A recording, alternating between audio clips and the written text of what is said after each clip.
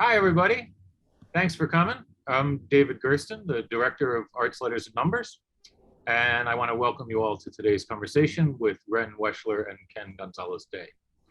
This program is part of our ongoing series of conversations titled Mr. Weschler's Cabinet of Wonders that Ren has curated for our Sonship exhibition in the 17th Venice Architecture Biennale. And I want to thank you, Ren, for all that you're bringing to this exhibition. And I want to welcome and thank Ken Gonzalez-Day for joining us today. It is really an honor to have you here, Ken. Ken Gonzalez-Day is a Los Angeles-based artist whose interdisciplinary practice considers the historical construction of race and the limits of representational systems ranging from lynching photographs to museum displays. His widely exhibited Erased Lynching series, along with the publication of Lynching in the West, 1850 to 1935, transformed the understanding of racialized violence in the United States and raised awareness of the lynching of Latinos, Native Americans, Asians, and African Americans in California, and helped to ground anti-immigration and collective acts of violence within the larger discussion of racial formation, policing, and racial justice movements. I am so moved and so thankful that we can have this conversation today. Thank you so much. And at the end of the conversation, we will have some time for questions from the audience. So thank you all for coming, and I'll now pass it on to Ren Weschler to begin the program. Thank you, David, and thank you for having us. And hi, Ken. A few months ago, you and I had an extraordinarily interesting conversation in person that just convinced me that this would be a great thing to do as part of this series. Before we start, we'd agreed that I would give a trigger warning.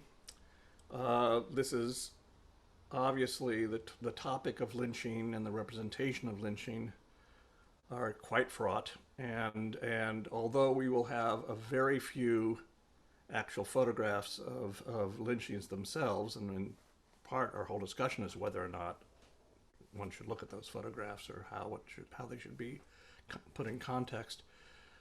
The whole thing is complicated and moving, so just be aware that this is going to be a complex conversation. Having said that, I think it's necessary. The way we're going to go is that I'm going to kind of set the table for about 10 minutes of the sorts of issues that I myself had been wrestling with before I had this conversation with Ken, and then we're going to bring Ken in and proceed from there. So with that in mind, I am going to go to my share screen, and I'm going to go there, and I'm going to go to there. Yeah, okay. I think the first thing to say, also by way of not so much trigger warning, but discourse warning, is this remarkable statement of Aime Cesare. Aime Cesare was a Martinique-born poet, politician. He was extraordinary. He lived to be 95. He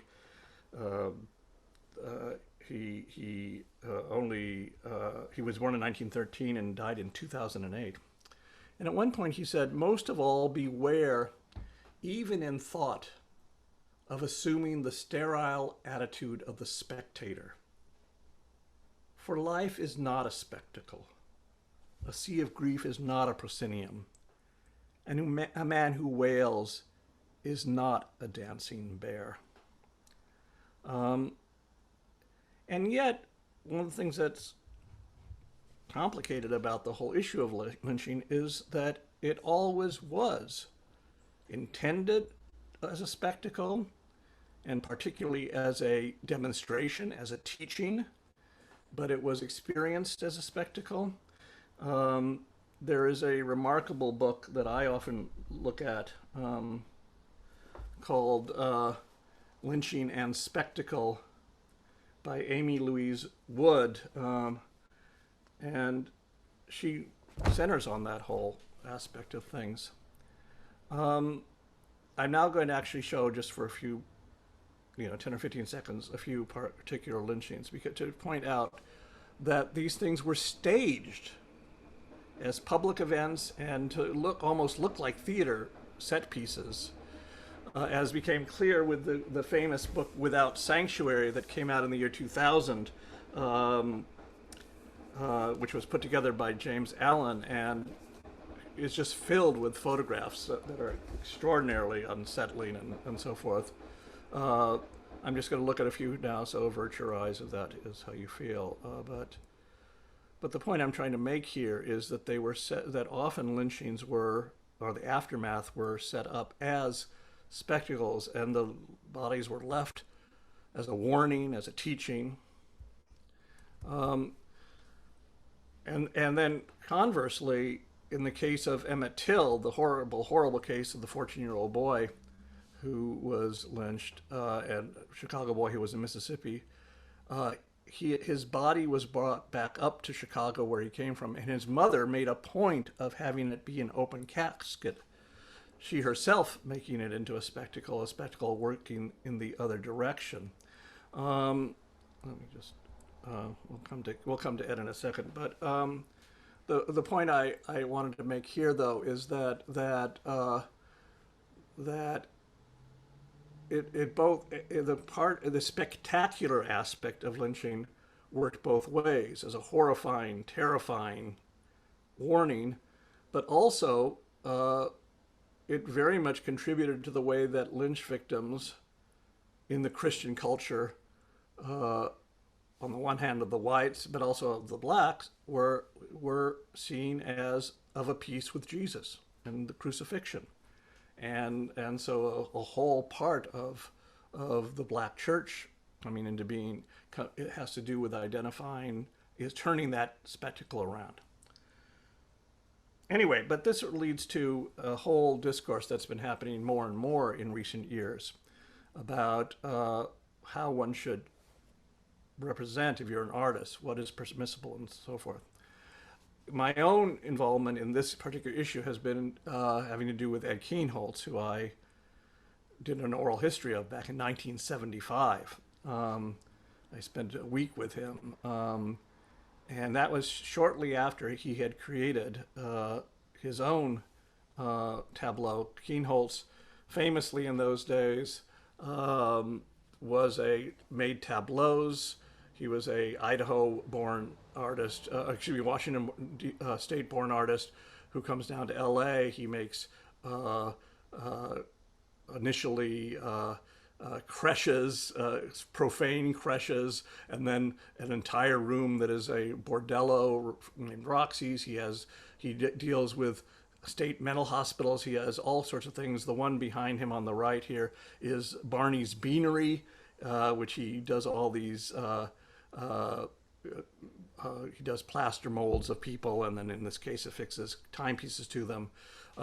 Has all this sort of thing. And then in 1968, with the assassination of Martin Luther King, about 10 years into his passion of doing these remarkable tableaus, which were sometimes room size, he decides that he's going to take on the subject of race in America in a truly big way. He lived on excuse me, I just went by the way. He begins work on this piece called Five Car Study. He was living on the top of a mountain in Laurel Canyon, and he had 55 steps to get to the top of his studio space. He dismantled and reinstalled 5 separate cars up there on the hill, and then he began work doing plaster casts of various people and eventually creating this piece. When the piece was finished in 1970, it was too harrowing, too horrible, too terrible to be shown. They tried to show it in LA, but they couldn't find a place to do it. It was just felt to be impossible. But New York said, don't worry about it, LA, we can handle it. Bring it to New York. Turned out it could not be shown in New York. The Tate Museum in London said, bring it here, we'll show it. And it got to London, and they said, actually, we're not going to show it. Eventually, it was only shown in Documenta in 1972 in Germany, and an entire this kind of, these are like those tennis balloon tent things that they have. They set up an entire one for him, and what happened was it was an extraordinary year for Documenta, But this was really the standout piece. It was talked about all over the place and was bought from out of the show in Documenta by a Japanese foundation. And so then it was shipped over the Trans-Siberian Railroad to Japan. The trouble being that many parts of it were stolen and were vandalized on the train. When it got to Japan, the Japanese authorities dismantled the customs people, thinking that they were importing drugs. They dismantled the entire piece, and by the time it arrives at the warehouse of the foundation, it's basically been destroyed. And the Japanese do the classically Japanese thing at that moment, which is they put it in storage for the next 40 years until everybody involved has died, including the foundation director at Kienholz and so forth. In 2011, LACMA brought it, retrieved the pieces, rebuilt it, had it rebuilt under Kienholz's widow's supervision, and showed it in LA. It then went on to a tour. It was supposed to be a tour of 3 places in Europe and 3 places in the United States, but by the time it arrives at the first place in Europe, it gets brought by the Prada Foundation. And the show, originally there was going to be an auction at the end to figure out where it would go, and I've talked to Glenn Lowry and said he was going to buy it for the Museum of Modern Art to be a permanent installation over at PS1. But anyway, it was bought by the Prada, which is why it's in Italy. It has been seen in the United States as a very important piece for all of 3 months in Los Angeles, and no other time, this quintessential American piece. Having said that, just to give you a quick sense of what was involved, it would always take up the biggest room in any museum it was shown at. The floor would be covered with this very, very fine sand. Off in the distance, there would be these cars. It would be very, very dark. It would take a while for your eyes to adjust. There would be this kind of tinny sound of jazz coming off of a car radio. You would begin to walk toward it. And for the longest time, you couldn't figure out what was going on. One of the first things you would see was this guy here with a Halloween mask over his head, looking at something over to the side. You couldn't yet see what was over to the side. As you approached, you would see that inside there was a woman who was retching. I should point out, by the way, that there were all these trees around, which obviously had resonance, and I think Ken will bring that out even more in a second. But in any case, the sound was the sound of a jazz station, or not a blues station, excuse me, in a rural blues station coming out of the car.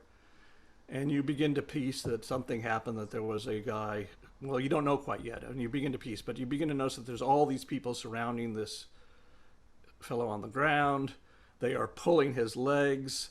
As you walk around it, you yourself, they all have these masks on. You yourself are kind of brought into it because it becomes like a tug of war, and you standing behind this fellow are taking part in it. You still can't see what exactly is going on. You see footsteps all over the sand. And indeed, you finally, at the end, when it's too late to walk away, find yourself seeing what is obviously a lynching, proto-lynching type event. In fact, the man doesn't have a torso. It's a automobile shop tub, oil tub, with these 6 letters floating around that every once in a while form the word, the N-word. The man is screaming, and finally, when you get to the right place, you can see the reason he's screaming is that because, in fact, he's being castrated. When this piece was being shown, your initial response would be, how could I have known? There was no way to know. But then you see this like swirl of footsteps all around in the sand. Eventually, when it's being shown, it really has become a spectacle. And on your way out, by the way, you notice that in one of the cars, there is a boy who's been brought along. There is a technical term for this, that this boy, in the dramaturgy of the piece, is being brought along to learn lynchcraft, the technique of lynching. And he's looking on kind of stunned. And then you eventually leave. This piece was very controversial, obviously. The controversy had to some degree changed by the time it was appearing in LA. There was some question as whether a white artist had standing to do this piece at all. That same argument happened when a few years later at the Whitney Biennial, a white artist named Dana Schutz did her rendition of the open casket. A piece that, by the way, doesn't reproduce it all well. But in any case, this led to a whole protest. What business did a white artist have portraying black grief? And that's one set of issues which I don't particularly want to talk about today, although I've written about it. And by the way, here's a good place to just say that, Adrianos, you might put on the chat the bibliography that I sent you. But I'm actually more interested today in the set of issues that Ken and I spoke about, which is just not a question of whether who has the right to portray these things. I would make an argument that lynchings are an issue in white history, if anything, much more an issue of white history than of black history in a certain kind of weird way, and that obviously white artists should be confronting it. But the issue here is the portrayal of the lynched person themselves, the photographing, the passing around of images of the lynched person, and there are issues of dignity, of decency, and are there ways of working on these issues that kind of deal with that. But with having said that, I want to stop sharing the screen and coming back to you, Ken. And thank you again. So for starters, Ken, welcome, and maybe for starters, just give us a sense of how you began to be involved in these issues, where you're coming from, and so forth. Give me a 3-minute potted early history of yourself, and then go from there. Sure. First off, thank you for having me. I'm thrilled to have the conversation. I'm thrilled to be a part of the conversations you've been having, and also thrilled to be able to bring the issues and the questions to the larger audience that's chosen to come and share this time with us. Thank you for that as well. Mm-hmm. I do have a PowerPoint, which I'll show some examples of my work in a minute, but to answer the question first, and just to sort of make sure we have our conversational space. I started working on the project. Well, I teach for a living, so I'm a professor of photography. And before that, I was a student. You know what I mean? Like I was always studying I was always in school. What's your background? Your family background, just quickly? Oh, my family, actually, interestingly enough, with Kienholz, I went to high school in Idaho. I was born in California, and my parents moved us, the family, to Nampa, Idaho, when I was 13 years of age. Very difficult time to be taken to a new environment. And this was an environment that was not at that time, very friendly to Mexican Americans. So I had a number of very dramatic experiences from the other kids there, and left as quickly as I could, which was junior year of high school. I applied as a Rotary exchange student and went to Belgium, Liège, Belgium, where I studied painting. And basically, I had always been an artist, but this was the sort of the beginning of my artistic education. And then from there, I came to New York, got my undergraduate, and eventually get my second master's at UC Irvine, which brought me to California. And then I ended up getting a teaching job and staying here. So you're at Scripps College, right? And I teach at Scripps College, where I'm the Fletcher Jones Chair in Art, which is as of last year. So it's quite something. And when I got to Scripps, I was really only the second Latino professor there at that time. So again, I feel like the question of maybe, and I should also say I'm of mixed ancestry. So I identify as Mexican American, but in today's parlance, I often will also self-identify as white passing, which is what I think is part of the increased sensitivity around race and racial signification, and trying to acknowledge the complexity of race, So from my perspective growing up, I never felt that I was white passing, but in the context of lived culture now, I certainly recognize that I do have access to certain kinds of privileges based on my appearance. So that being said, I had this moment, and I know that's already over 2 minutes. I'm over my 2 minutes, but the mini version is I got this thing called a sabbatical, which is pretty remarkable. I had worked basically my whole life to get this job, to get sort of some sense of stability, and then when it's all done, they said you can have off a year and you get partial pay. And so I thought, what do I need to do something in this year? This is like a year where I need to do something that's important. I have to make a difference. I have to do something. And I thought I would write on Latino portraiture in photography, because there are no good books on the representation of Latinos in America. And we have been here since the beginning, or very nearly, and certainly parts of our ancestry, because we're often mixed ancestry, like myself. And so I started looking at Latino portraiture. I wanted to tell the story. I was thinking about Roland Barthes and the debates around photographic meaning. And I thought I could do, pick an image and write 2 pages, like just something simple enough just to sort of start. And one of the first images I found is in the book, Lynching in the West, where it was a beautiful image of a guy in a 3-piece corduroy suit. He's leaning on a bearskin rug. It's taken in Los Angeles, 1870. It had all the things I was looking for. And I flipped it over and it said, "Last man hanged in Los Angeles." And I realized at that point, I didn't know what that meant. So does that mean executed? Did that mean lynched? Did that mean vigilante justice? Was that frontier justice?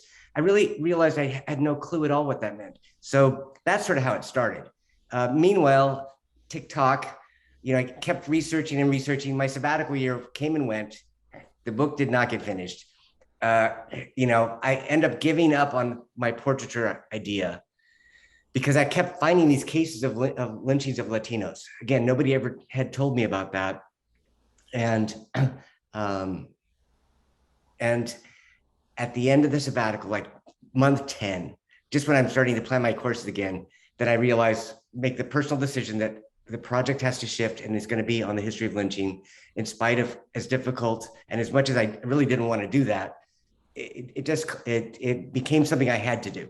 And that's really how the project started. So this is 2005, 2006, that general period, a little bit before that maybe. And by the way, eventually it will culminate in this absolutely remarkable book, which among other things, by the way, just has page after page of just documentation. And I think this is the first time this has been documented like this, of the names, the places of all these lynchings that took place in the famously liberal, enlightened California, where this sort of thing wasn't supposed to have happened at all, and it's page after page. And just to to do that in 10 seconds, it documents over 354 cases of lynching in the state of California. Prior to the publication of that book, the recorded number was 25 or 50 cases, depending on who you looked at. And if you look today, you go to your local library and check with the NAACP or the Tuskegee Institute, their numbers are still inaccurate. They have chosen not to include my data or the data of other scholars that have published since my book came out. So that was the framework, and the research was happening in 2000. That first image I described finding is basically 2000, and so I'm in the middle of this research. It's the same year as the publication of Without Sanctuary, actually, come to think of it. Right. So everybody's telling me, have you seen this other? So there was an exhibition Without Sanctuary in New York, apparently. And everybody's telling me about this thing because I'm doing this. And I'm like, what thing? What is it? What are you talking about? When I finally get the book, of course I order it, it arrives, and I am crestfallen, right? Because here I think I'm doing this project and someone has just done the best book ever on this topic. I mean, there's information, there are powerful essays. It is an incredible book. And I was like, what do I do now? I've just spent a whole year trying to imagine this thing, and I'm, just give it up. And sometimes this happens as artists and as writers and as scholars, where we encounter overlaps with other people's research. And I guess the thing I want to say is, we all have something unique to contribute to the conversation, to this conversation, and to the questions that face us all around race and racial difference, around ideas of of violence and spectacle and all of that. So after looking through the book and spending time with Without Sanctuary, I realized and counted there are only 5 cases from California in that book. And so in a way, it liberated me to focus on California, which is where I lived, and to focus on the Latino experience, Latinx experience in California, because that had not been addressed. And so in a way, even though it's transformed the project, it made it clear. And in a way, I think it perhaps defined my life, right? It was a definitive moment. So the book itself was transformative for me, and is definitely worth exploring. And there's much more we could say about that. But one thing we can say right here, though, is that this is not a dyed-in-the-wool academic doing this. This is an artist doing this. So it's a remarkable thing just that you were even able to do it, all that research and so forth, and put together this academically respected book. But you are an artist, and I imagine it's having that part of you is coming to the fore too at some point, I suspect. Yes, of course. So that's happening all along, and that's probably where I should switch to the slide. I was just going to say, yeah, yes. No, I shouldn't say it because we're being recorded. But I was going to say, yes, I am an artist, so be kind when you read it. I mean, there's a few typos that made it through a couple of versions. I tried to correct them all. And I think we have it in our notes. You can also get the introduction to the book is available on my website for free. You can download it if you want to read it. Okay. All right. Okay, share screen. We practiced this before, so hopefully it all works. Can you see my screen? Yeah. Okay, then we got presentation. There you go. We're perfect. All good? All good. All right. So I know, or I don't know, I imagine that some people will have, may have heard me before or seen some of these images before. So I tried to arrange a few different ones today. This is a tree. Okay, so to explain from the book project, so I was looking for these cases.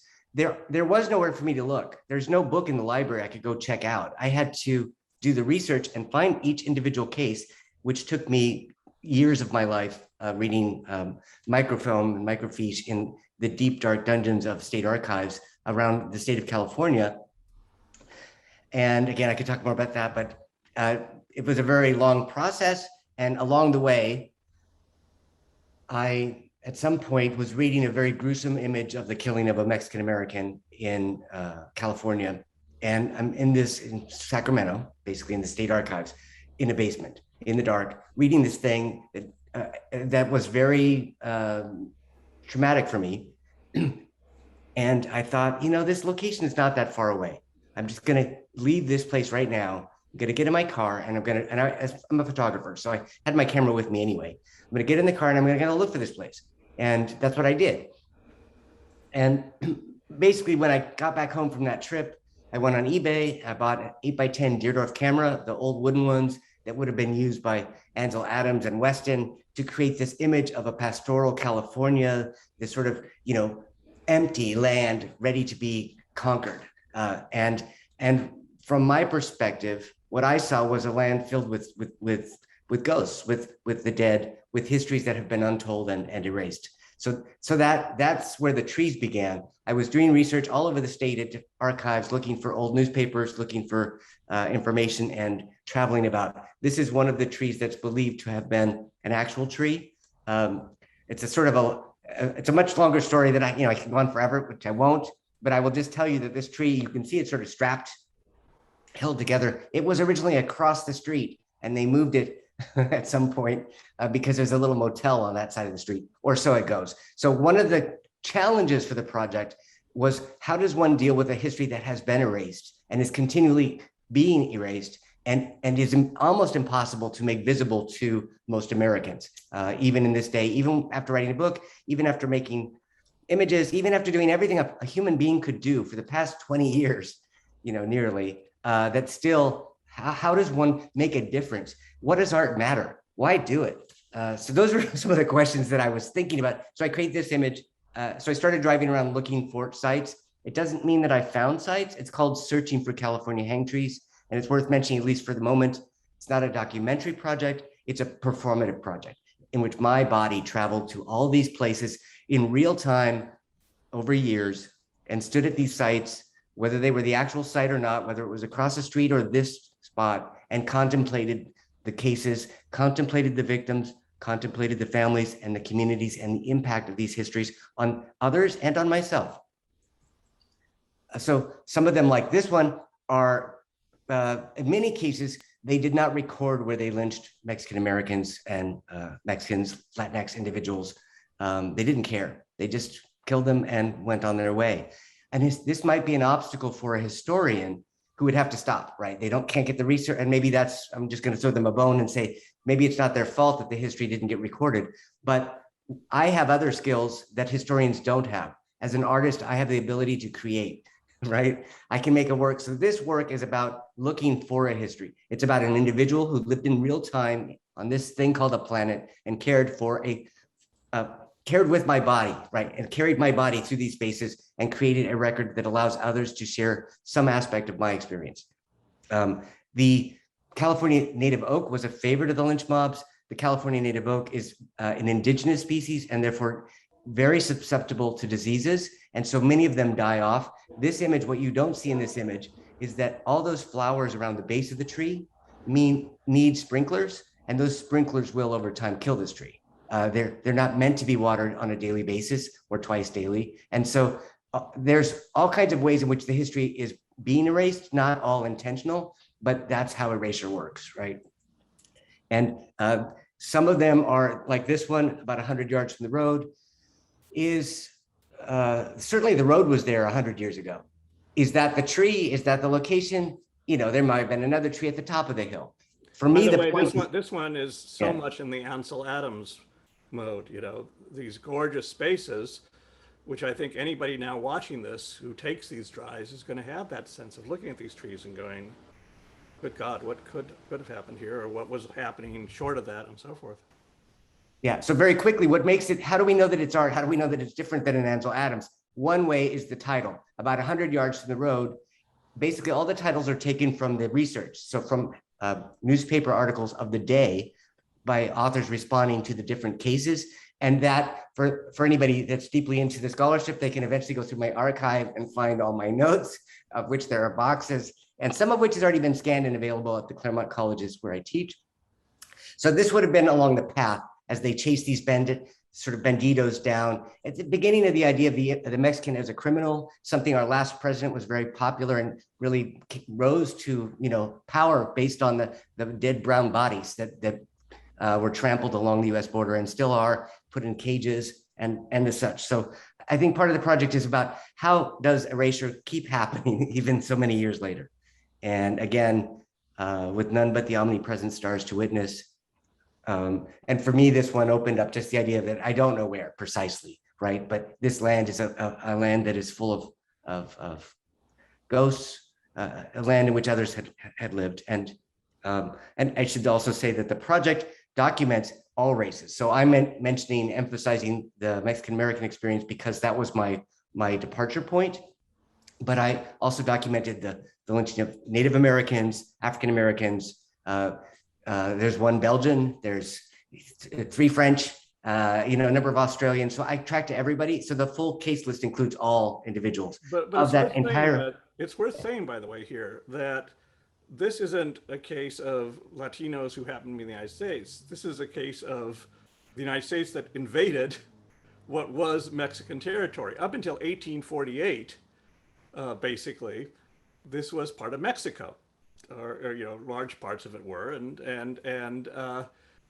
so you can imagine that, given that your research goes to 1935, many of the people who are killed were people who were born in what was Mexico, or in any case, Mexico. It wasn't a United States yet, and so forth. Then suddenly it becomes the United States. So that also has that kind of layer going on in it. Right, and that layer, which again, it's not enough time for us to talk about all that today. But my own family, the Latino part dates back to the 17th century. There's of course indigenous ancestors as well, and then European ancestors. So my family didn't arrive; they were here already.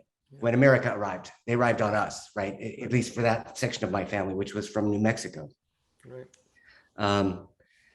All right. And I did want to just point out also, when you take the entire total case list of 365 cases, or sorry, 354 cases for California, 2/3 of that total number, if you combine Latinos, African Americans, Native Americans, Chinese, are people of color. And so one of the things people always talked about the Wild West was, yeah, there were people were killed, but they were all bad. And race wasn't a factor. And I think if there's any one thing you get from this talk, it's that race was a factor in the American West, and that this idea of racial hatred and ritualized killing became, in the 1850s, became a way of frightening Mexicans, telling them to leave. Basically, don't try to keep your land, give up that land, give up those rights. And that is before the Civil War. So the idea of lynching that most people think of is a result, happens in the 1880s, 1890s, 1900, is a different, it has its roots in part in the American West. And we could talk about Texas, but that would take us all day. But anyway, I think one needs to expand the understanding of lynching as an American tradition that goes back much further, and is used politically and culturally in many different ways. By the way, one thing I would add to that is that likewise, the Nazis in 1932 come to America to study how it's being done in the South, how racial profiling and so forth is being done in the South. And so what eventually becomes the race laws in Germany are based on things that are going on in the South, which you're now saying are based on things that were going on in the West before they arrived in the South. So it's, yeah. And actually, the book, I talk a lot about this idea of the greaser, or the construction, the imagining of the Latinx body, right? This sort of this body that has to be removed from the land. And again, we could talk forever about some of those early histories, but I think from today's perspective, I really do want to emphasize that they're all interconnected, right. And the texts and the materials that they're using to fuel what we might think of racial killing is the same materials being used by different generations towards the same ends, and perhaps even in our own time. Lynchcraft, as we say. Yes. So these are some of, I'm not going to, as I can feel the clock in the back of my head. So these are some of the sites that I visited. Some are actual, some are symbolic. Here is an exhibition that was in Medellin, Colombia. They had a long history of political disappearances, and so they had a real affinity for the work. And it's also the only time I ever got to show them all together. And that leads to the second body of work that came out of that. So, for which I think might be best known. It's called the Erased Lynching series, in which I take the historic lynching postcards from my own collection. Wait a second, the historic lynching postcards? What is that? Yeah. So lynching postcards that were produced. So the other part in your story of the spectacle and the staging in your intro that got left out and often gets left out is that who did that staging? The photographer. So part of this is about the role of, in my mind, is about the guilt of the photographer in creating a consumable and selling those images. A lot of the photographers that took these lynching images were portrait photographers by day. They did wedding portraits, and when there was a lynching in town, they ran down the street and took the best shot, and sometimes made them on the spot and sold them. And then, of course, they were circulated long after that. Later, other photographers would copy those and resell those and put their name on it. And so there's a whole. Literally said postcard on the back, and there was a place to put the stamp and so forth. So it was meant to be sent. So that's right. And again, there's a long story there, which we could get to maybe when we get to the end part. So the project was to take these historic objects, much like in the Without Sanctuary, that I had in my collection. I would initially try to focus on the West, but it has now expanded to include all of the nation. And then they're displayed back original size. This was a show at the National Portrait Gallery in Washington, D.C., which has a mission set by our Congress to represent the people of America. Unfortunately, that does not include many Mexican Americans or Latinx persons, because we were not seen as to have had significant contributions to our nation's history. And so for my contribution to the show, I created a room about absence. about the missing bodies from our national history. And this was as President Trump was in office. So these were in the days when he would describe his hatred for, or his use of hatred to discuss, Latinos. Rapists. Yeah. And so anyway, so my idea was that he was just living down the street. He could have gone there and seen the show and maybe, learned something, or maybe others living in DC wanting to visit our nation's capital and to find a reflection of themselves in our nation might go there and find at least a voice acknowledging their absence. And then here's just a few details. So in this case, it was two Latinx men, as we call them now, also mestizo. So they were probably mixed, both Mexican and indigenous. They were hanging in front of this crowd. I've removed them digitally using Photoshop, nothing tricky there. The removal because of the fuzziness of the faces. And some of the fuzziness is from motion, so you can't tell Right. exactly where they were. Right, but in any case, I want to stop here for a second as this first one, but this is such a remarkable solution to this problem. I think this is genius on your part, that it solves the problem of fetishizing these dead bodies and taking part in that fetishization. It removes the bodies, and then in a way forces us to confront the real horrifying thing, which is worthy of a National Portrait Gallery. I mean, what's fascinating, this is a show in the National Portrait Gallery in which you aren't seeing precisely the people who have been lynched, but what you are seeing is the faces of the crowd. And that is a real important part of the face of America. Also, what you're seeing, I didn't do it. The oval is from the original photographer, who was a portrait photographer.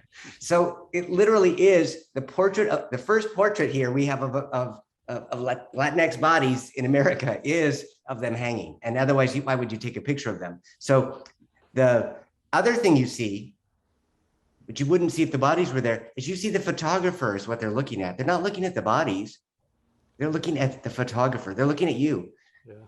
You are a part of their community, right? This is about your place, our place, as the viewer, as the consumer of the image. And they're looking at a camera, this dark spindly thing on legs. And you see the kids are there. You can see there's different ages. So anyway, that was and because I did them from original postcards or archival copies, the process of collecting those is ongoing and is very slow. So I didn't scan any from a book. They're all from original things for a number of reasons. Downtown Los Angeles. And he's now identified as being of Latinx. Initially, he had also been described as French, but you can see here in downtown Los Angeles, people going for the picnic. Hill. That's amazing. That looks kind of like a thatched roof, but no, that's the hill in the background. And so with the people with their picnics coming to watch the killing, and you can see the little kids on the rooftop in the foreground. Yeah.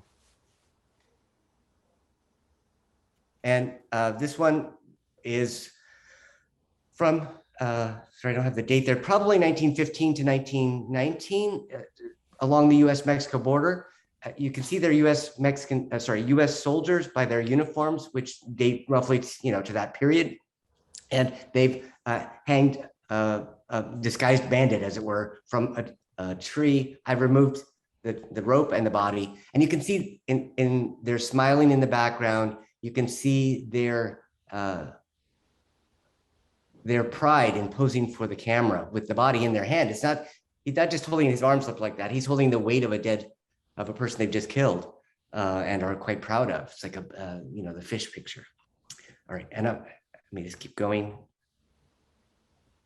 Ooh, where's my, oh, there we go. And here's one of the postcards backs. Actually the back of that card. I didn't do anything to it. I just took a photo of it. This is what he got. And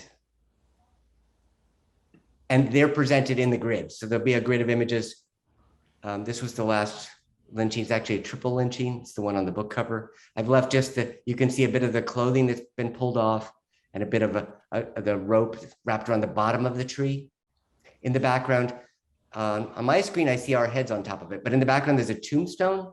And again, this is a much larger project, but I went and found this location and triangulated it through these different clues.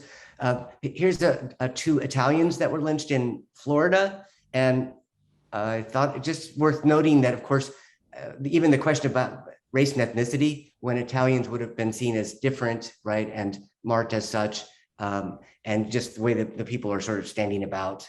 I think the other side, as you mentioned, Black Irish. Irish were thought of as black.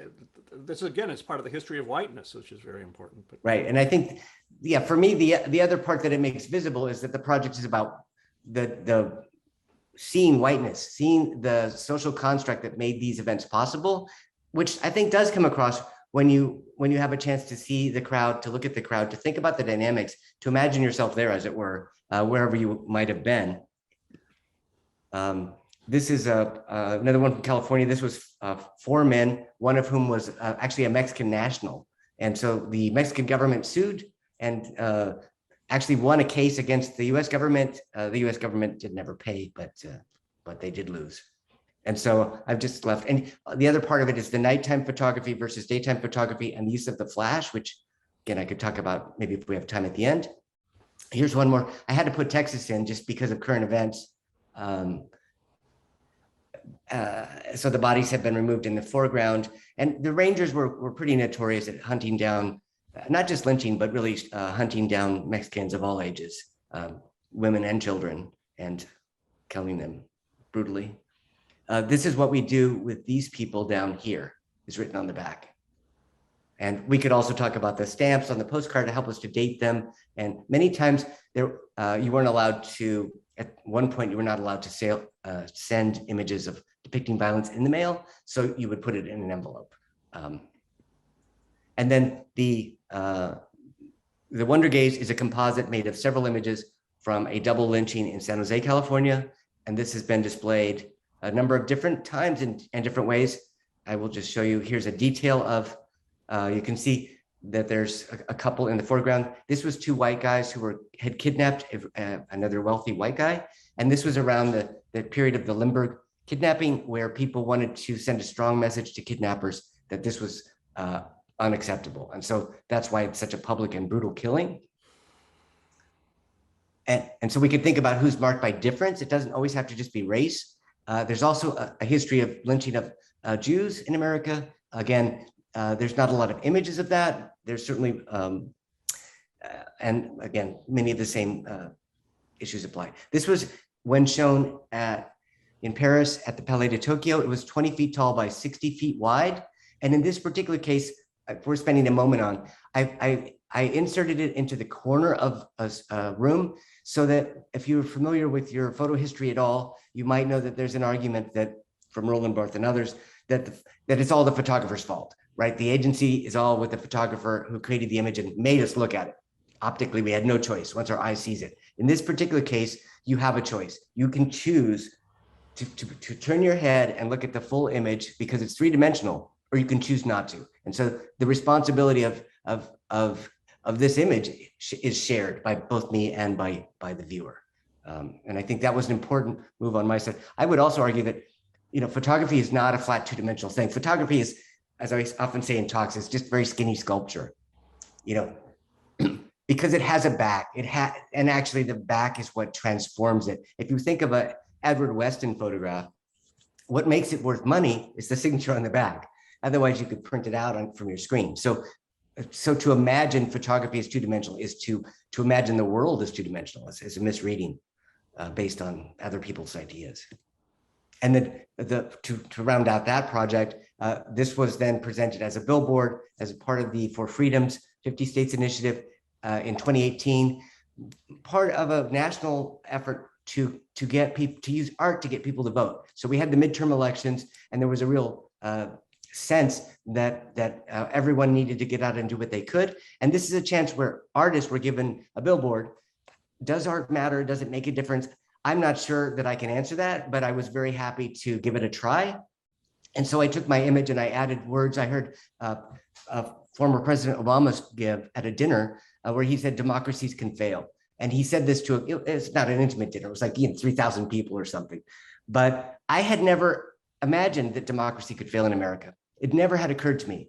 It was beyond my imagining. And when I heard him say it, and he was so sad when he said it, I just understood, and this was 2018. I understood the possibility that indeed this might be the end of our democracy. And so I wanted to raise that question. This is before we had if you think about the events of January 6th, of the crowd, the joyous crowd, sort of attacking our nation's capital, we see very similar reactions in these lynching images. It strikes images. me that you could take a picture. You could have you could have that one, and the next poster could be exactly the same image with the Capitol behind it. Yes. Unfortunately, I wasn't there, but yes, I need to find. That is indeed what needs to happen. And then the last few images, the last part of it was because I had, of course, removed all the bodies, was trying to create some kind of visual record. And so I photographed in California, it was all men except for one Latina woman that were lynched. And so I photographed young men. One of the things that struck me about the research was so many of them were very young, often teens and 20s that were being lynched. And so I basically invited models to come and pose. I would explain the history that I was working on, this history of lynching, which most of them did not know. And then I would take the picture. I would say, I'm going to count to 3, and then I'm going to capture a reaction. It was an attempt to just record, I guess, an embodied response to it. And in this particular exhibition, they put the trees together with some of the portraits. And so I'm just going to show, I'm just showing you a few. So again, these are people who have just been told the story of lynching, and this is what their reaction, part of the portrait is capturing them at the moment of confronting that themselves. People who, by the way, are exactly the kind of people who would have gotten lynched. Yeah, and so I included all races because all races were lynched. And then, of course, the Latinx guys, who would have been Latino at that time, because we didn't have Latinx back then. And this one was recently on view at the Getty. It's a pretty big print. It's 4 by 8 feet. So when you see it, it's also a monumental presence, which I guess it's hard to tell in these kinds of talks. But you would be, your eyeballs would be about up to his navel or chest, depending on how tall you are. And so it's really quite a presence.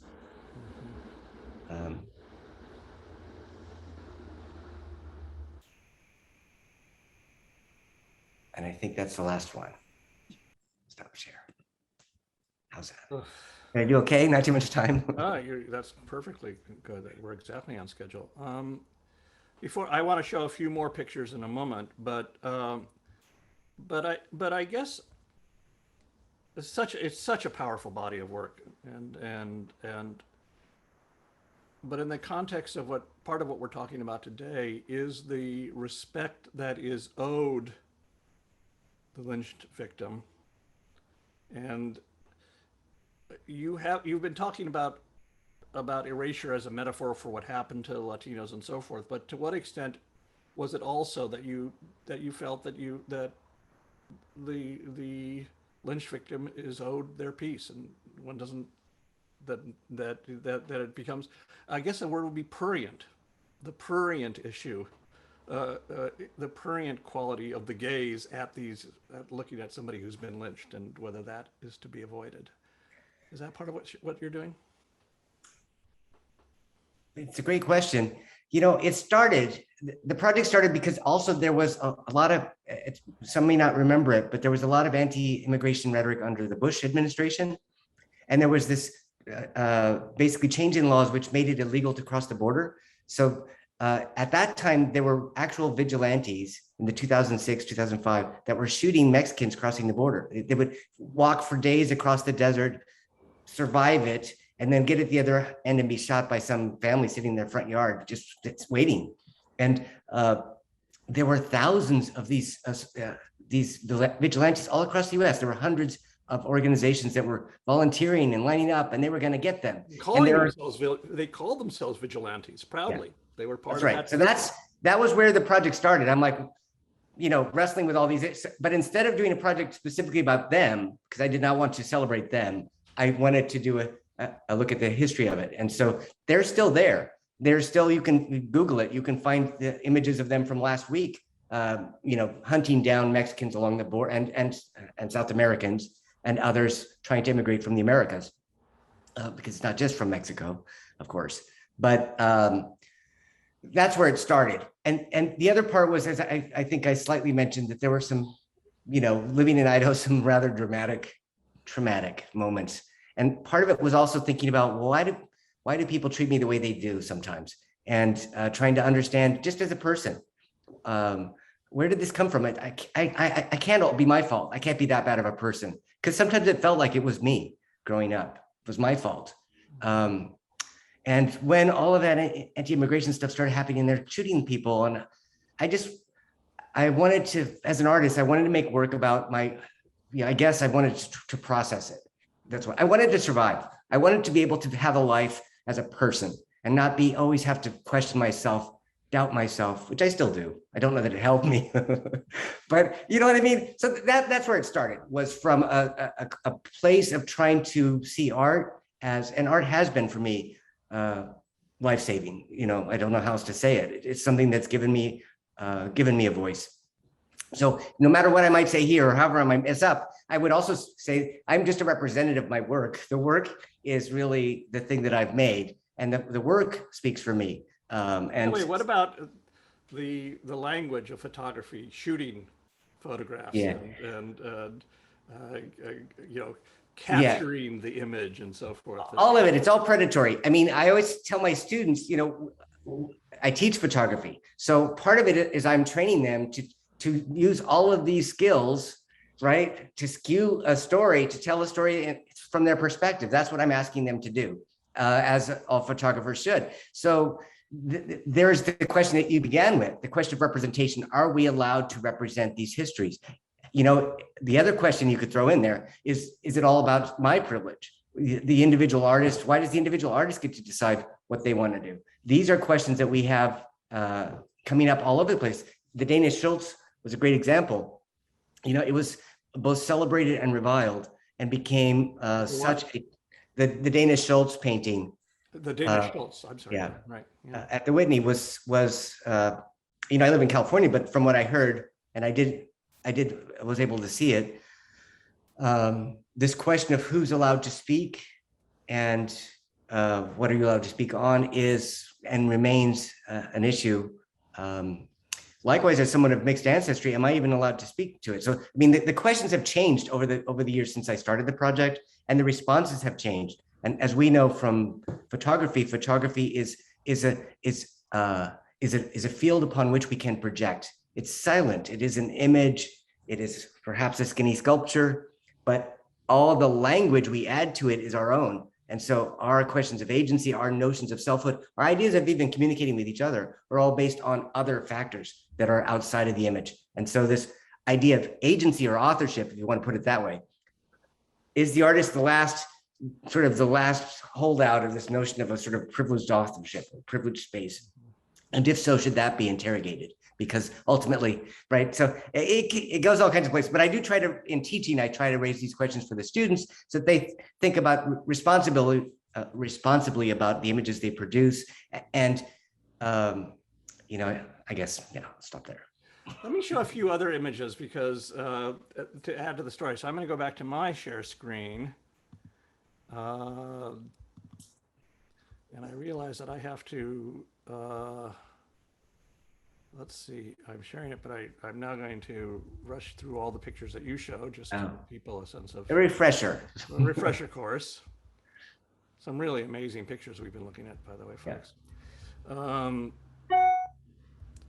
But Jesus.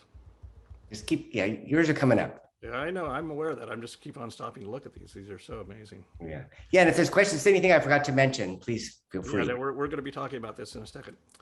So one thing I wanted to give another example of an artist working on this issue is Dawood Bey and his extraordinary Birmingham project, where on the 50th anniversary in 2013 of the 1963 murders by the Ku Klux Klan of 4 girls and 2 boys on the same day, the 4 girls in the explosion of the Birmingham church and then 2 boys outside. He was invited to come to Birmingham and do a kind of memorial project. And again, you could imagine him working with imagery of the horror of the scene of the destruction and so forth, the kind of prurient imagery. But his solution, I thought, and you can, by the way, see it right now at the Whitney. There's a show of his work. But what he did is he would take contemporary people from some of the people who were at the church in congregation, but also just people that happened. And he would take a picture of a child who was exactly the same age as one of the girls who had been killed, and a woman who was exactly 50 years older. Just contemporary women, anonymous women, people from off the street, to give a sense of. By the way, he took the pictures separately.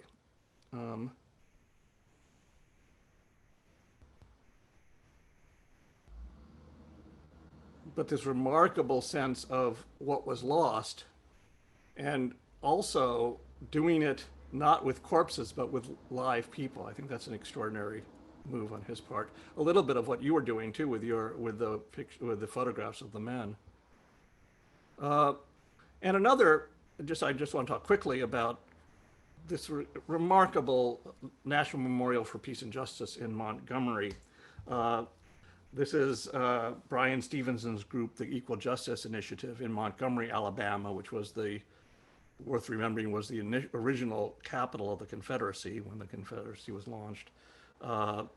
This is right by where the slave auctions happened. And he commissioned several different artists to do pieces around the theme of lynching. And for example, the African artist, I believe Ghanese, Nikyam Kim, or excuse me, his name is Kwame Abato Bamfo, and he made this piece called Nikyam Kim, which is about the passage, the Middle Passage, about people in chains being brought to America. And here, of course, you have the issue of these are the actual, this is to represent actual people as people. There is the prurience question.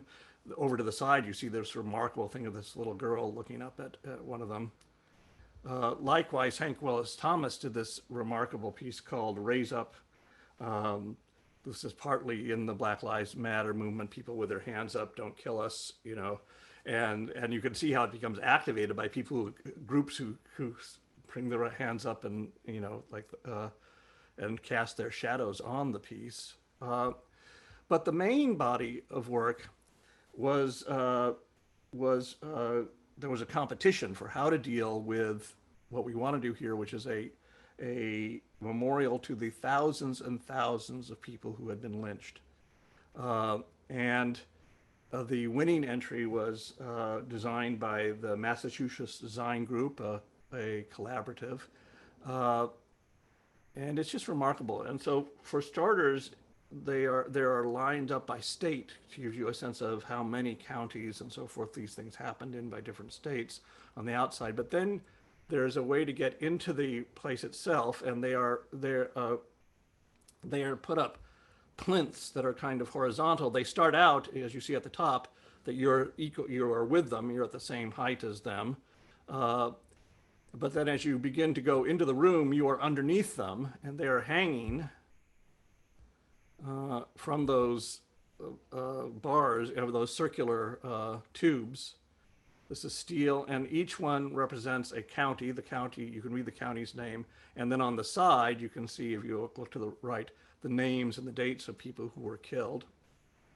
It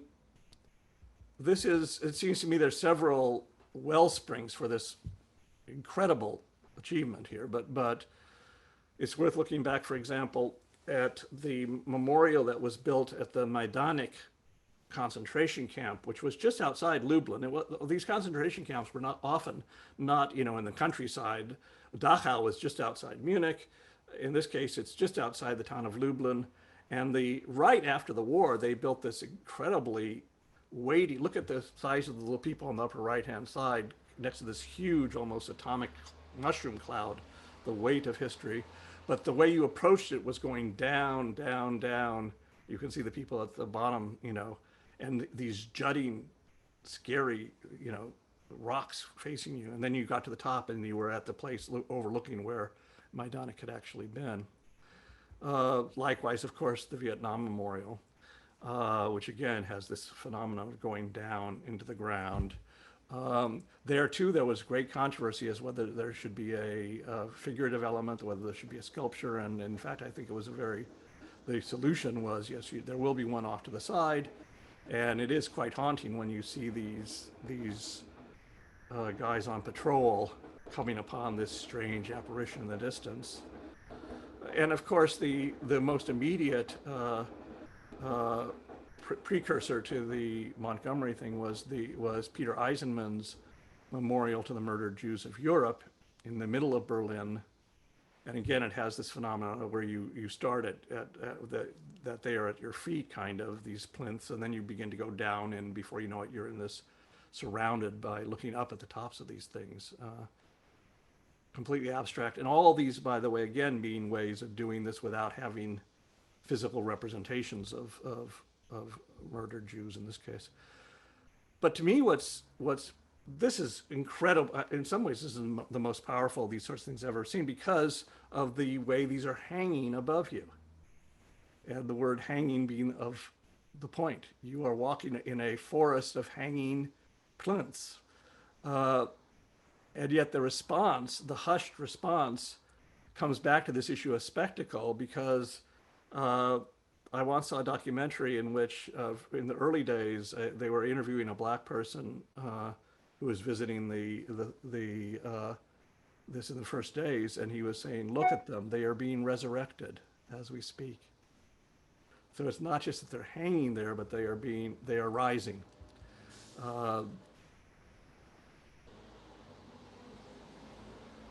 Yes, no, it's important to say that there were over 4,000 African Americans that were lynched in the United States.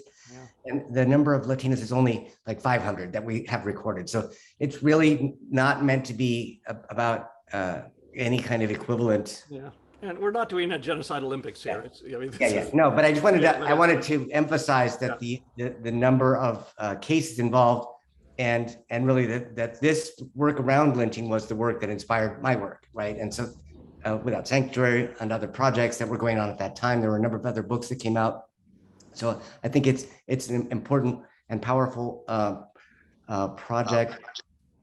One other thing in the project, by the way, just to show you, which is I think just remarkable, these are, by the way, by county, but at the same time, they have been going to all the places, again under Brian Stevenson's leadership. The Equal Justice Institute has been going to places wherever lynchings took place and gathering up some dirt from underneath the tree where it happened. And they are hoping to get several thousand jars individually identified. And that's, so that's the end of this little part. So we can go back to, I have to stop sharing the screen. But anyway, I think this suggests, and I hope we'll get in a few minutes, in a minute or two here, I want to open it up to people and see what how they feel about this. But I do think this is an issue that remains live about history that's been erased, but also about the importance of finding ways of representing it without just the prurient gaze, and the importance of confronting the way in which the people who gaze at these images and so forth are brought into it. I mean, it's absolutely the case when you go see the Kienholz, for example, whether or not you want to make an argument about whether it's too horrible to have been represented that way and so forth.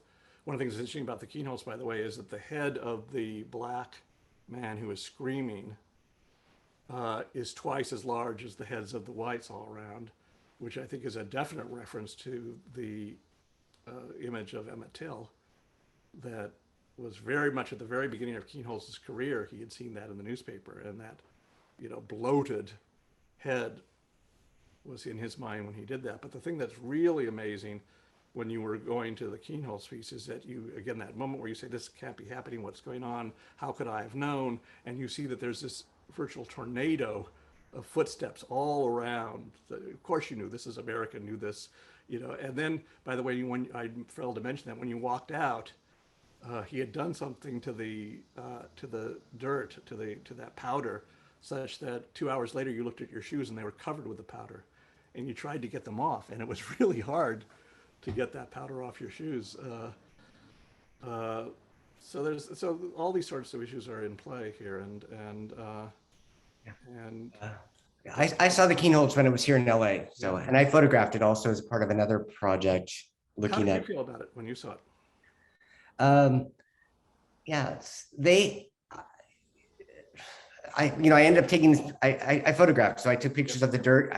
Basically all the same elements. So I guess it worked in many similar ways that it worked for you. I mean, for me, I found it unfortunate that they couldn't find a way to reference California's history of lynching, since here this was being shown in Los Angeles, a city with so many more killings per square inch in the downtown area than almost any other city in the nation, and yet no reference to that at all. So I was, just from my own perspective, I was hoping there would have been a footnote or something, but the piece itself was remarkable, and I photographed it. I thought it was, a powerful work. The question of the representation of the Black body through this tank of water, floating letters, the N-word, all of those were,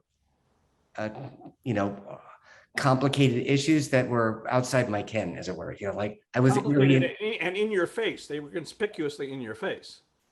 and the timing of the piece and the recreation of the piece and some of the histories around that also are complicated. And so, but I was happy to be able to see it and photograph it. And I think eventually, and I did do a project, which I didn't share today, but of recreating a lynching, but filmically, and then photographing it. So this idea of recreation or restaging is also something that is a topic in photography and complicated.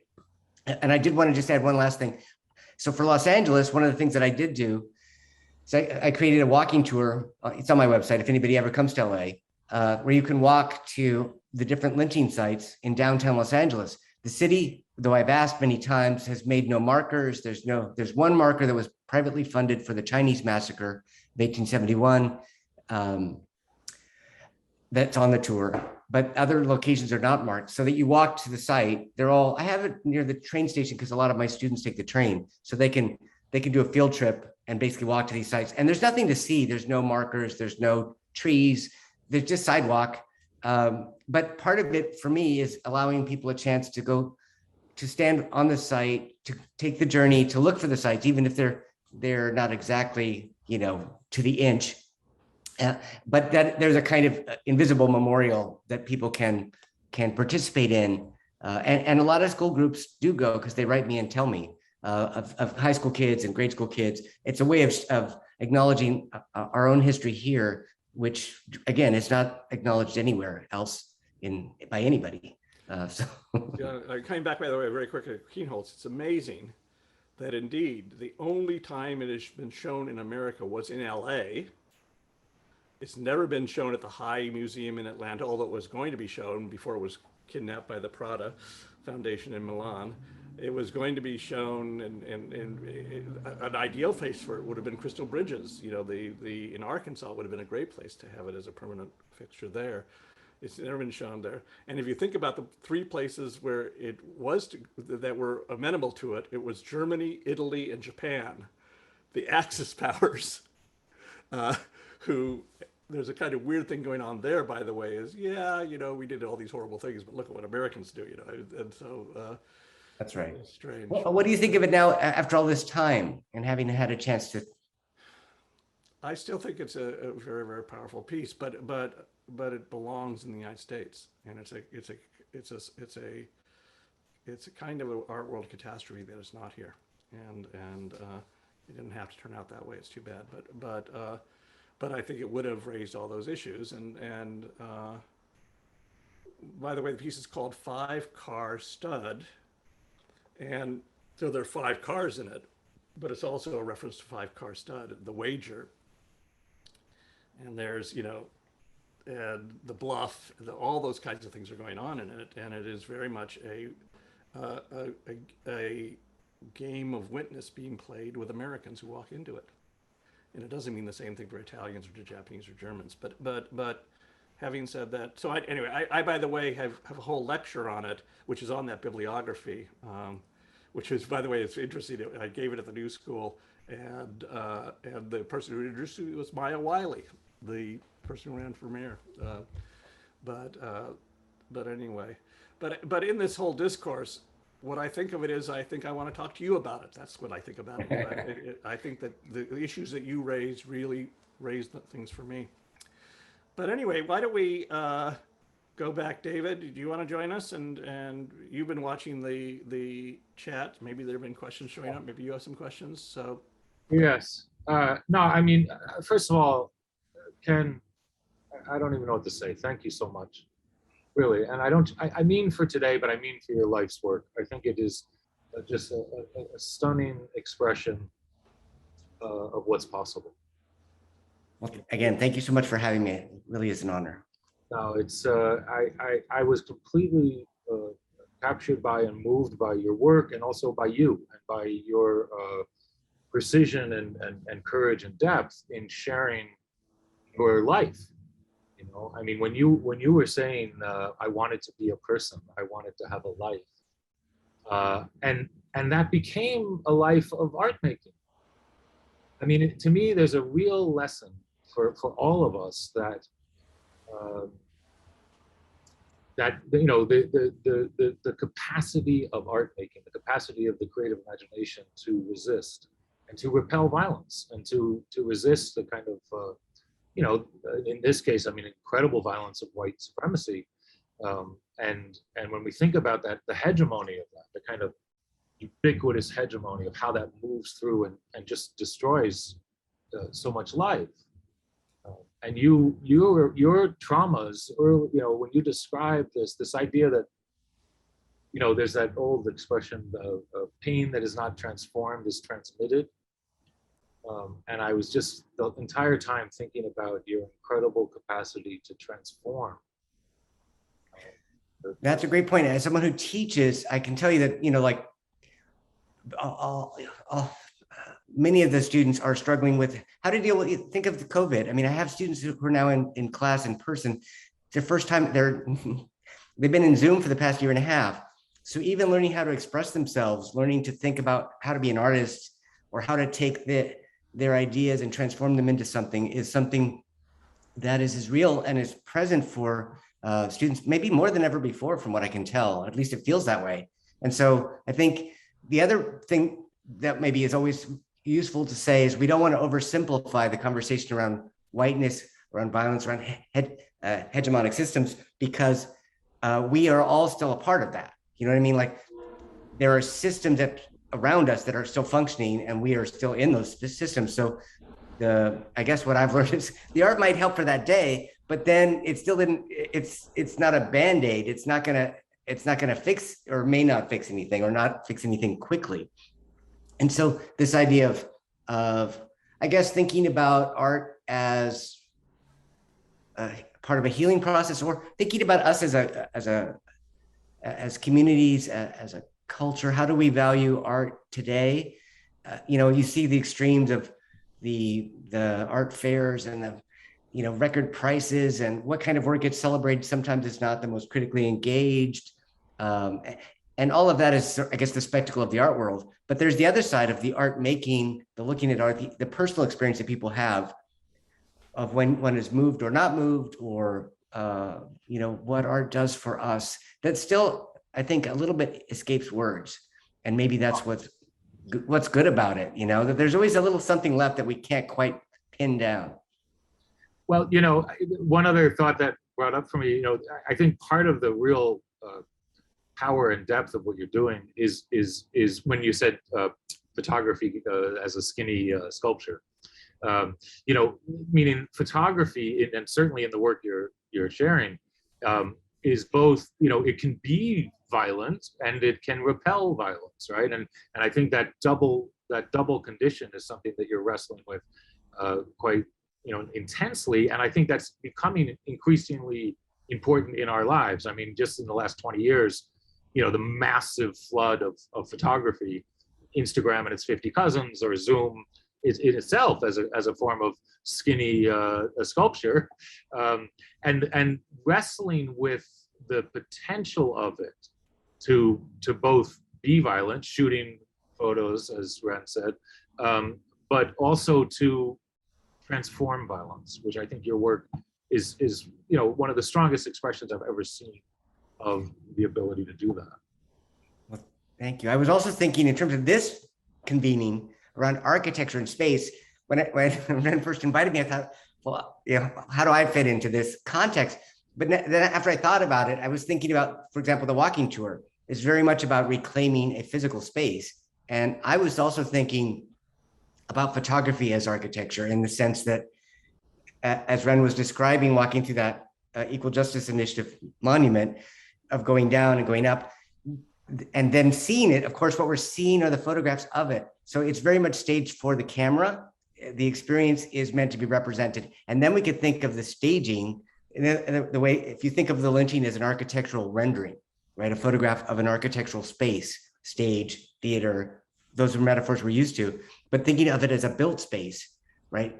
Then suddenly the dynamics of the built space become much more connected to photography. And most architects have big, glossy, lovely photo books, right? Because the building is cool, yeah, but it's the photos, right, that make it sing. So I was just thinking about that idea of even how we think about space, and this idea of maybe as we move around disciplines, we're going to have to get rid of the word photography at some point as a standalone. And I always say I'm an artist. I don't usually say I'm a photographer, because I do other things, but also because I think that the practice is separate from the machinery that makes it. You know what I mean? Also, just a second ago, you were saying something about the unspeakable, the unnameable. That's something that is just either prefigures language or is circumscribed. And I think that the question of architecture and photography bring up this idea of what you can think of as a silent communication, meaning that spatial inhabitation or spatial literacy is extremely powerful, as we were seeing when Ren was showing this weight above us, right? There's an incredible spatial communication that's happening there, and of course that's not in language, as in proper words. It's a whole nother set of embodied and deeply emotional reciprocities, really, or exchanges. I often speak of the pillow of air moment, by which I mean that moment where a pillow of air gets lodged in your mouth and you realize you haven't breathed for 10 seconds and you have to remind yourself to breathe, those kinds of moments. And that's a space. Mm-hmm. That's an ineffable space. By the way, two things. Adriana, somebody was writing, do we have the bibliography? It's not in the chat, or is it in the chat? You can speak up, Adriana, or just tell us where it is. And then beyond that, let's take some other questions from people in the chat. Yeah, I see some coming up, and I see Lisa Landrum. She's saying, could you say more about the trees as silent witnesses to injustice and justice? Thank you for that question. Yeah, so part of it was, oh my God. So the California native oak grows incredibly slow because we're a drought-laden land, right? Mostly in drought. And so the large ones grow really slowly. So when I was photographing them or looking for them, I could tell by the size, this one could not have been alive at that time, right? And so I know that the trees I photographed were living, and I know that they're in the same region, in some cases the same town, in some cases within a block or within a few blocks or a few miles. But I imagine them as witnesses to the events, that they were there, that they had seen those events, that the people walked under their branches, even if it wasn't the actual tree. And I was thinking of the land as the witness. So all of the ideas about the land as full of people's histories that we don't know. And thinking of the indigenous people, thinking of the the missionaries and all of the various people that have lived in California and who are not marked or shared. And the California native oak was dying off at that time of something called sudden oak death. So people would go walking in their lawn at, with all the fertilizers and stuff from all over, which have microorganisms living in them. And they would stick on their shoes.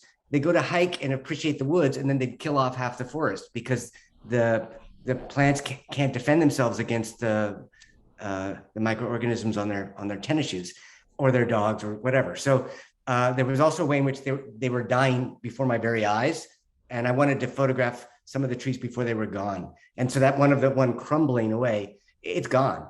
But they've taken the two bits of it and tied it together to make it sort of a tourist attraction.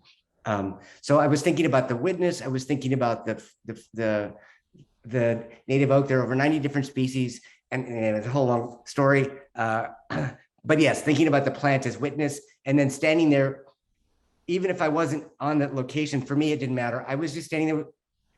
I was driving. I drove like 40,000 miles or something like that. It's a crazy amount of driving.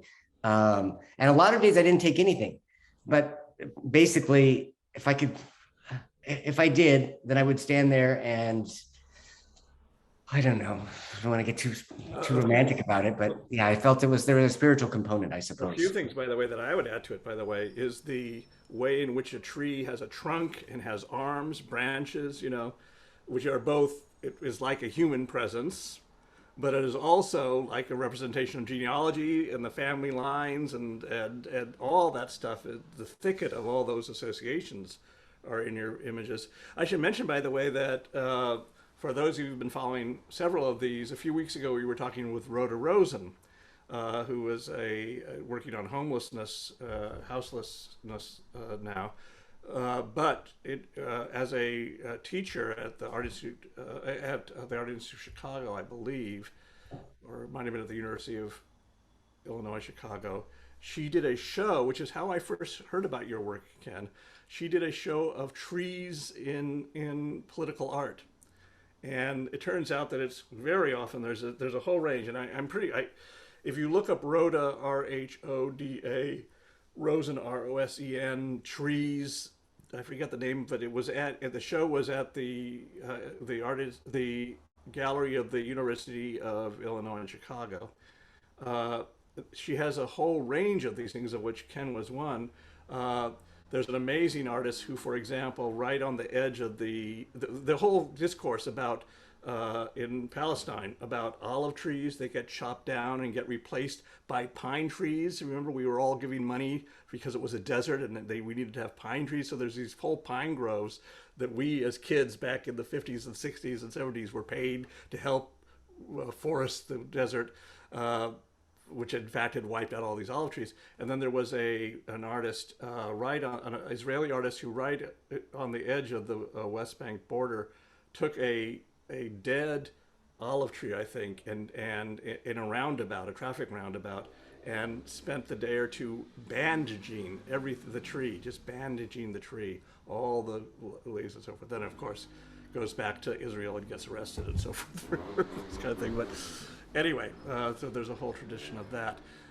By the way, it occurs to me that I'm going to assume that the bibliography is now up, but people, all you have to do is unmute yourselves and you can ask questions directly at this point if you want. You're all there. Yeah, I was just going to say that. I think that'd be a better approach. Yeah. I see. Yeah, because I haven't been able to follow the chat. Yeah, I think it's great if people, I see there's people that have asked questions, if you just unmute and show yourself and speak. Don't even have to show there you are. Okay, there's Hi, so my image is now, now it's showing. Okay. So hi, David, it's nice to see you. Thank you for reminding me yesterday of this event. I'm really happy to be here. I'm glad I made it and got to hear Ren, who I've read your book on Robert Irwin, and I love that book. So I'm really excited about that. And to now be introduced to Ken's work, which, by the way, my mind is blown. I am an undocumented migrant from Colombia, and my brother was deported and ultimately passed away from cancer soon after he was deported. So this touches on a lot of things for me. Also, I'm also an artist, so, and who thinks about documentation and non-documentation a lot. And I want to maybe point to and towards some of the ways in which this work is, I can't pinpoint it, but it's hard. This is slightly or very different than Ed Kienholz's work. And I don't think it's even in the same category. The reason being, I think representation here and documentation are nuanced in a slightly different way. The reason being, documentation in Ken's work is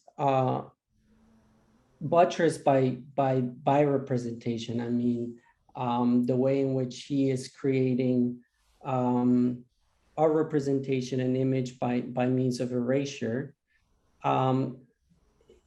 It's no longer on documenting something. He is documenting what has been undocumented before. And by making art, Ken, you're inviting scholarship and you're giving ground for a different way of thinking about undocumentation. So, I mean, I had to write some of this down, so I'll just go over these thoughts because it's very convoluted in my head at the moment. But I wanted to say just, yeah, the importance of documentation and representation here, the way you're putting those together and how they buttress each other on the image plane, and the way these images integrate or negotiate the social constructions, framing their production and reception, which are not to create facile rules about representation. And I mean by that, like not like who gets to represent or who gets to talk about certain things, which is kind of what's touched on with Dana Schutz, right? Like who gets to represent certain things, or who has the platform. I think that goes into it, but it's not, I don't think what impressed me is not that you're not creating rules, you know, as to who gets to say what. You are, I take it as an invitation. So let me just continue reading and then I'll try to clarify. So not to create facile rules in regards to representation or to police the perspectives by which different subject matter is obscured, fetishized, or reflected critically. Rather, you're creating an invitation to become aware of the communities and individual bodies that learn to give and take life from these images in ways of considering them. I'm thinking here of a juxtaposition, which on the one hand is explicitly personal with the postcard that you showed and the notes on it, the handwritten note, this is what he got, or this is what we do to them here, something like that. And on the other hand, the implicitly received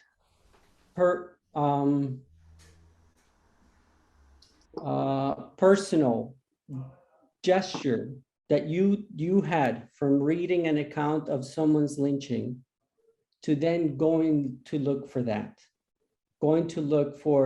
in order to consider their lives from the perspective of how their death was constructed, and then to deconstruct that by erasing the rope and erasing the body, which maybe you didn't trust how that body was represented in the past. And now you want to create a new ground for a new representation, a new scholarship, a new documentation of these bodies. So that I think is really, really a beautifully crafted work, really moving. And I wanted to ask you now to the question is what guided you or prepared you to take an account or an image that's already been framed and to then go look for a new way of framing it? It's a great question, and it's one that's, you know, like, it's one that's so simple once you see it, right? So I've removed it and people are like, yeah. But it was so, but until it's been done, it's unimaginable. And so,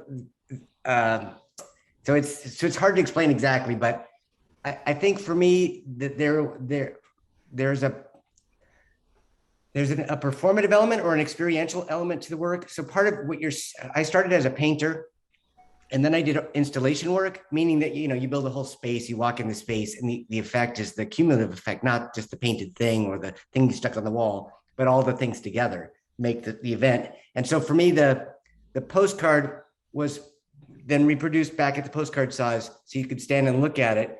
And they're shown as a group, like you said, that's why I wanted to show that picture. The experience of seeing it is not the same as seeing the PowerPoint with me here. The experience of seeing the work, I'm not there.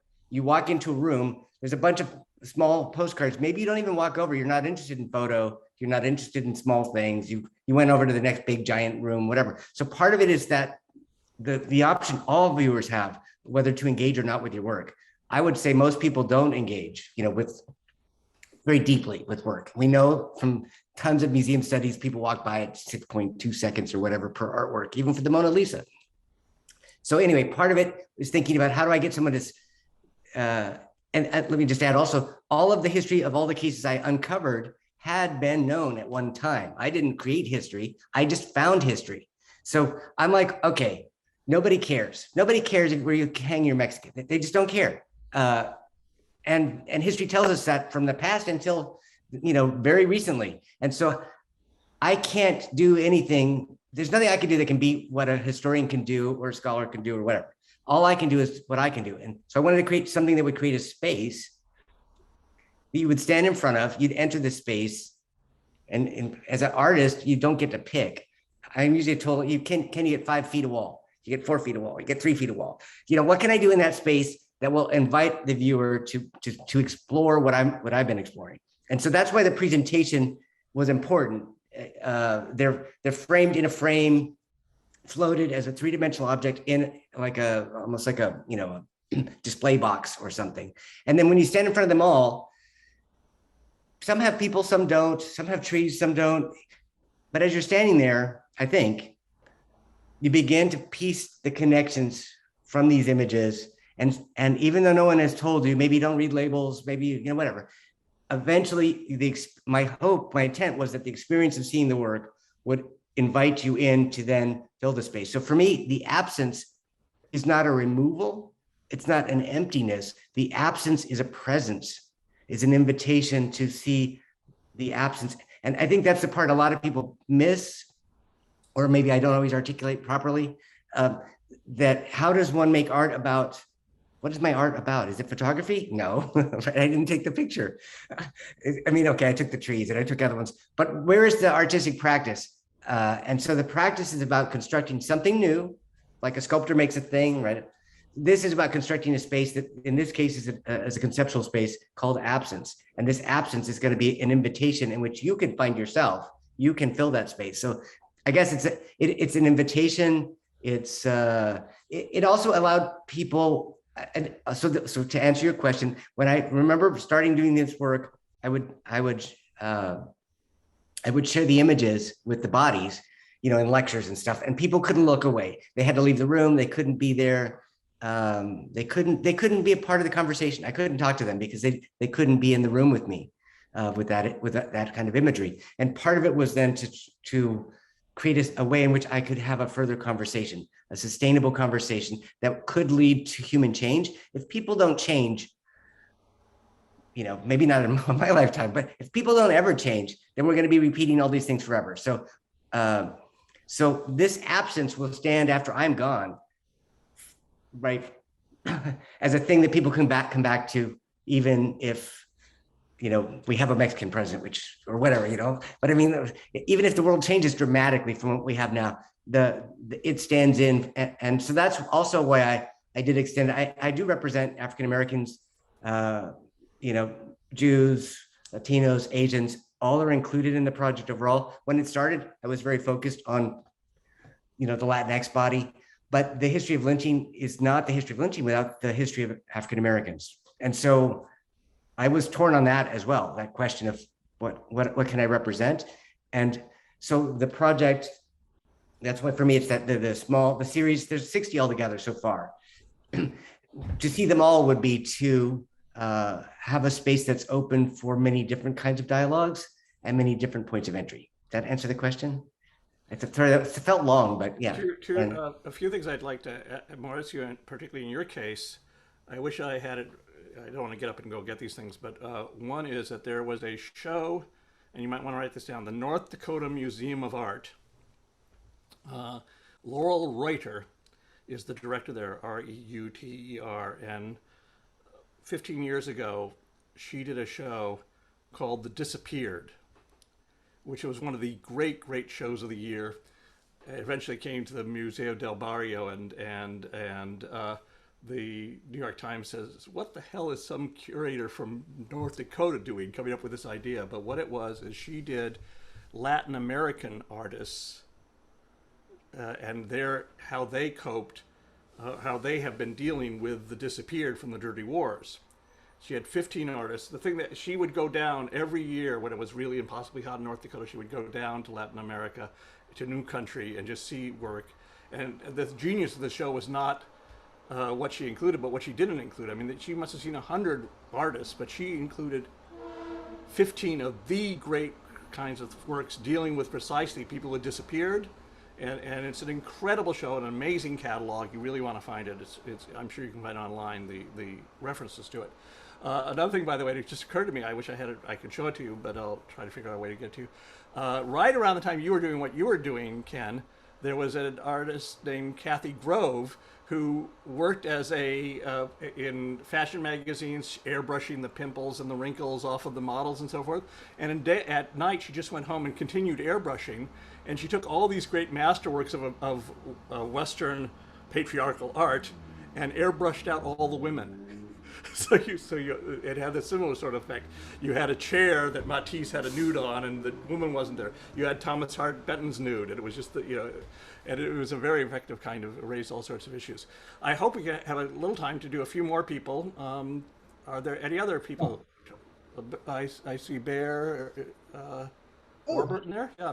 Yes, thank you so much for hosting this discussion on such an important subject. I really appreciate it. I wanted to ask a two-part question very quickly that in your research, how do you define the difference between lynchings, state executions, and vigilante justice? Because it seems like there's a lot of overlap between those institutions and the violence they've allowed. And the sort of meteor core part of my question is, do you believe that artistic representations of lynchings should emphasize these macro relationships, or is it more educational or impactful to focus on the details of each individual incident like you have? Is a dual approach possible even? I'd love to hear. Thank you so much. That's a great question. So first of all, yes, the last part first, dual is totally cool. Part of one of the strategies that I've had to do since I've made the work is part of in how it's presented. The titles often have to change. Some of them, like, I didn't know what the details of the cases until later, so I didn't have the names, and then once I had the name, then I had to include it. So in some ways, the titles are always changing a bit. So some of them have, like the trees I showed you, where it just shows this quotation, but it's very poetic. And others have like double lynching of Jim and Joe at this place on this day. Some of that is because some of the things are, I've learned the histories over time. And so I'll keep adding to that. So it's the two ways. The other, of course, is that as an artist, you don't get to pick, usually. I don't get to pick to be here, I get picked, you know what I mean? Or I don't get to pick to be in a show, I get picked. And the curator has the job of choosing what conversation they want to have. So in that world, I have to try to find agency within a place in which I have limited agency. And so oftentimes all I have is the label. That show at the Smithsonian, because it's a museum, they have a label count. So I thought, here, I finally have a show at the Smithsonian. I can say everything I want to say. I can finally tell the world all, and they're like, Ken, you get 150-word statement. You get one label with 250, because that's the standard for the museum, and that's how every show is. And I had to work within the confines of that. So that the two prong is absolutely important. And then the other part, what was the first part? Was the differences between lynching state. Oh yeah. So in the book, that's part of what this is. I just tell people this is actually just the longest artist statement you've ever seen, because part of it was as I was making the work and writing and doing the research on the cases, which were the research, then I realized that each thing brought up so many questions that there's no way I could ever put it on the label. And the history, it's so important, it required its own place. So I always say this is a bit of a sculpture. It's a sculpture that I've made that has a lot of words in it. So in the book, I try to explain the history of each and go through with the individual cases.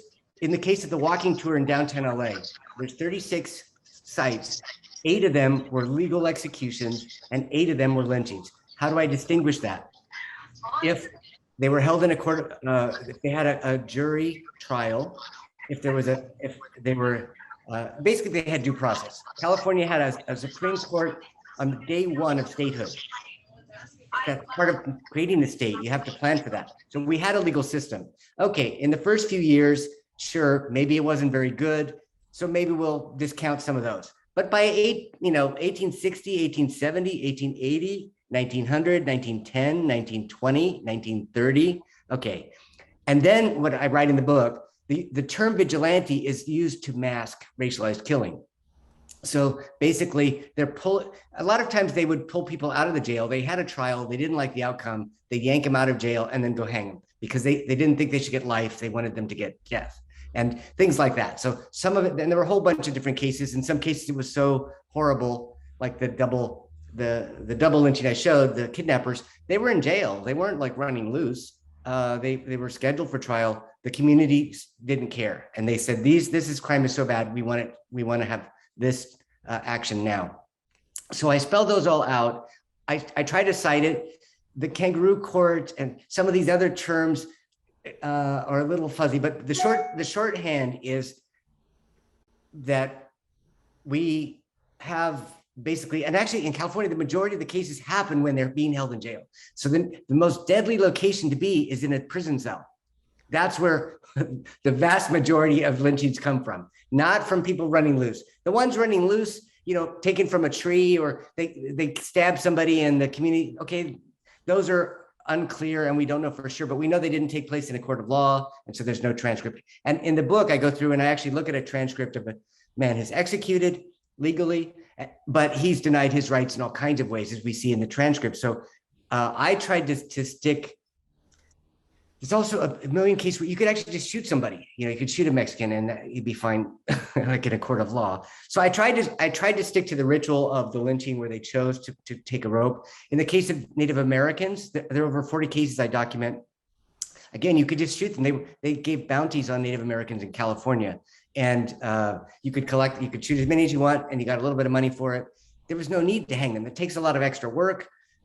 So when they chose to hang them or lynch them, it's because they really wanted to make the spectacle. They wanted to make a specific point about that individual or to that community and to draw emphasis. And that's why I argue that these early cases lay the groundwork they create an alphabet of actions that then are followed throughout. And if we look at the role of the camera, and specifically the role of flash photography. So we've all used the flash. Where did the flash come from, right? The technology emerges. Some of the first images of flash photography are of what? Of lynchings. Some of the most widely circulated, most widely distributed. So this idea of using the flash to create an image at night, what does that do? Think about the images you saw.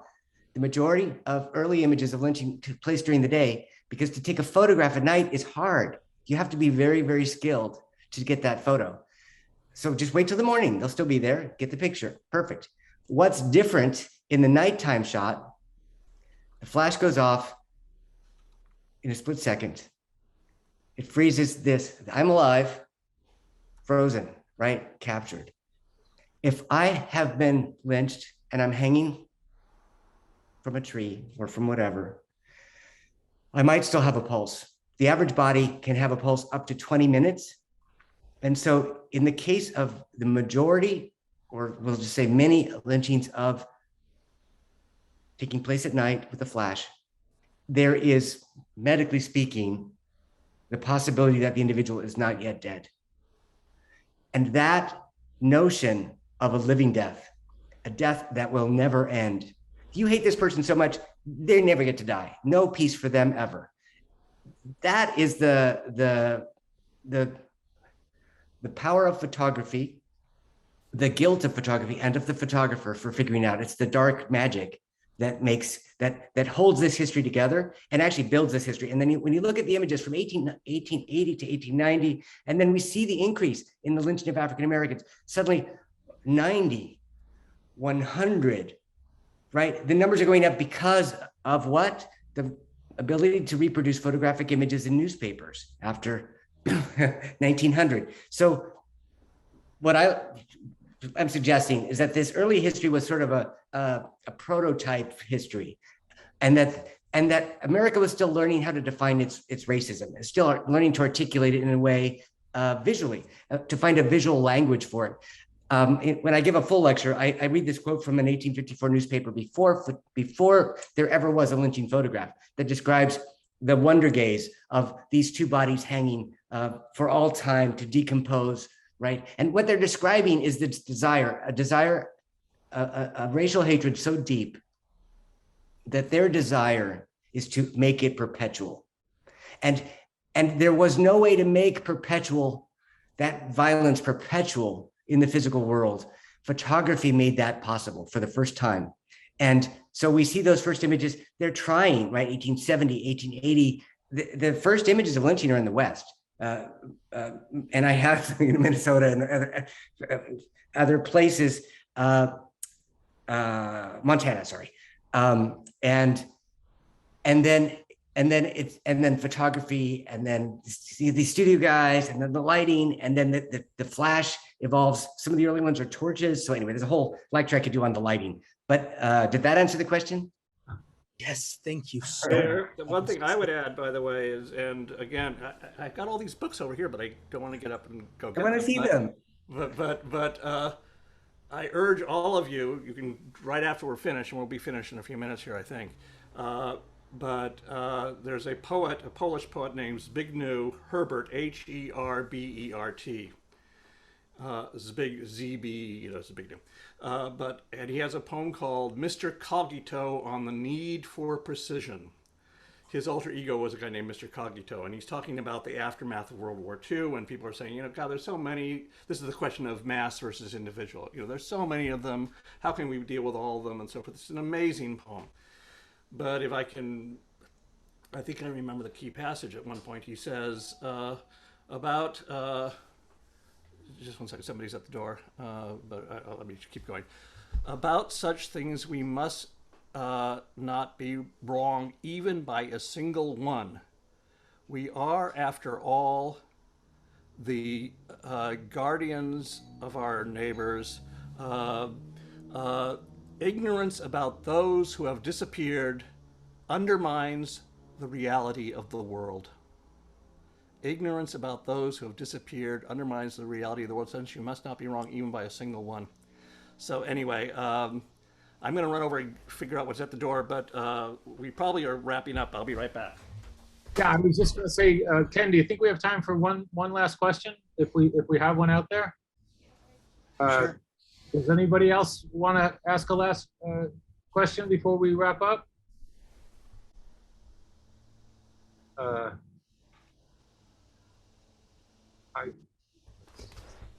I think we've pretty much covered it. All right. And this is one of those things where when you cover it, you've just uncovered it, and people have a lot to think about. And Ken, I want to thank you, because this has been really, really terrific. Absolutely. Thank you so much for having me. Thank you, Ken. It's really, really been an incredibly important conversation. And thank you, Ren, for bringing Ken to this conversation. Again soon. Okay. Bye-bye. Thank you, everybody. All right, thank you.